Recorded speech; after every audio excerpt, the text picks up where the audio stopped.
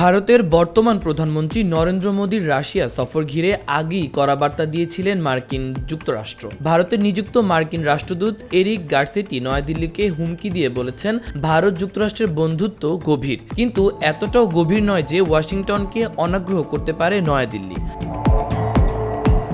ইউক্রেনের যুদ্ধের শুরুর পর সম্প্রতি প্রথমবার রাশিয়া সফরে যান নরেন্দ্র মোদী। সেখানে রুশ প্রেসিডেন্ট ভ্লাদিমির পুতিনকে বুকে জড়িয়ে ধরেন, কিন্তু সেই দৃশ্য দেখে ক্ষুব্ধ শীর্ষ মার্কিন কর্মকর্তারা, কারণ মার্কিন প্রেসিডেন্ট জো বাইডেনের আমন্ত্রণে চলছে ন্যাটো সম্মেলন।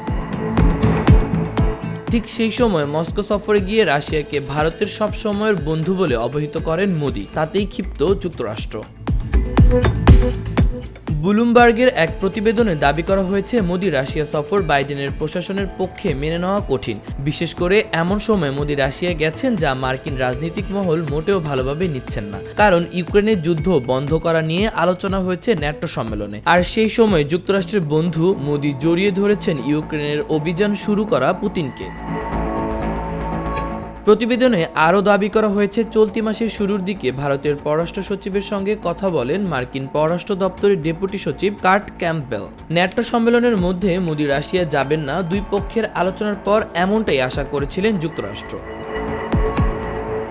এদিকে রাশিয়ার সঙ্গে বন্ধুত্ব গভীর হলে ভারতকে ভোগান্তির মধ্যে পড়তে হবে বলে বার্তা দিয়েছেন মার্কিন নিরাপত্তা উপদেষ্টা জ্যাক সুলিভ্যান। তিনি বলেন, রাশিয়াকে দীর্ঘমেয়াদী বিশ্বাসযোগ্য বন্ধু হিসেবে ধরে নেওয়া মোটেও লাভজনক পদক্ষেপ নয়, কারণ রাশিয়া চীনের ঘনিষ্ঠ। যে কোনো দিন ভারতের বিরুদ্ধে তারা সমর্থন করবে বেইজিংকে।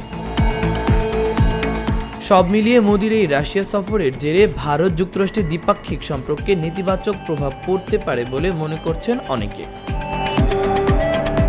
মাহবুবুর রহমান ইমন, খবর সংযোগ।